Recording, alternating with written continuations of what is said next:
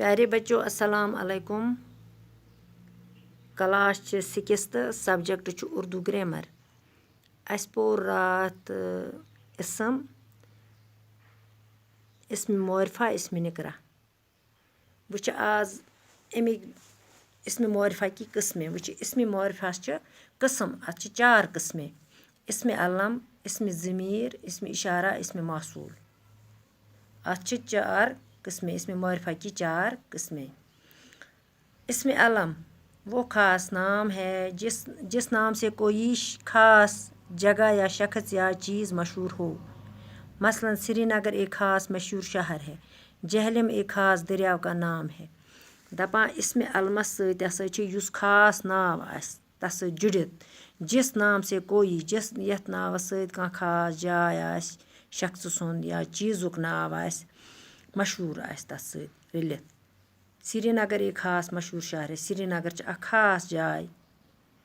जहलम एक ख़ास दरियाव का नाम है। जहलम च अक श्रीनगरस मज अख ख़ास दरियाव।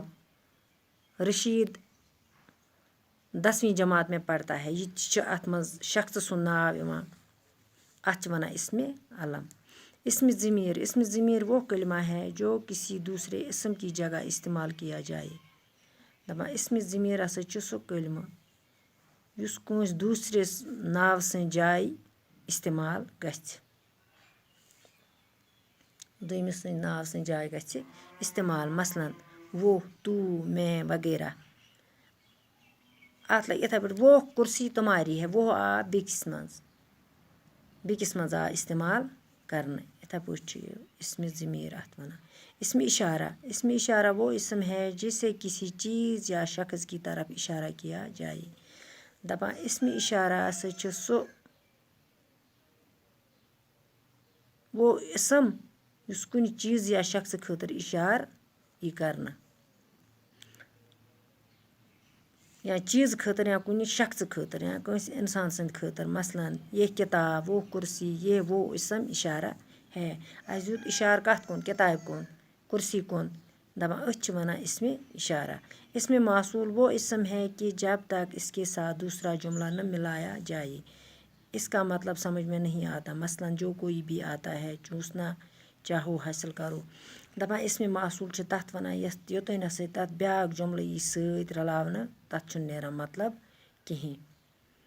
तथ यी न तोतन मतलब समझ कहीं। जो कोई भी आता है चूसना चाहो हासिल करो अत आय सत जुमल रलावन अद बनाय इसम मौसूल।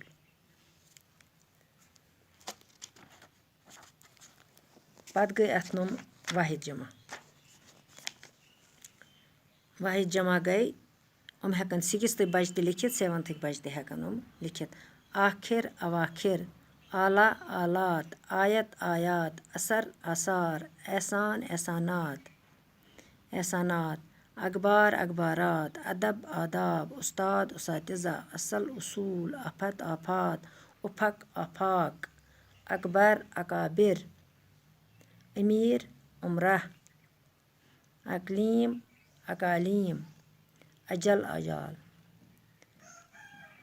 वाहिद जमा तो 6th बच्चन हंद खतर तो 7th हंद बच्चन। बच्चों तुलजो पन्नी कापी पे लिखजो असल पठ बे करजो याद। आज परो युतुई तो इंशाअल्लाह। अल्लाह हाफिज़।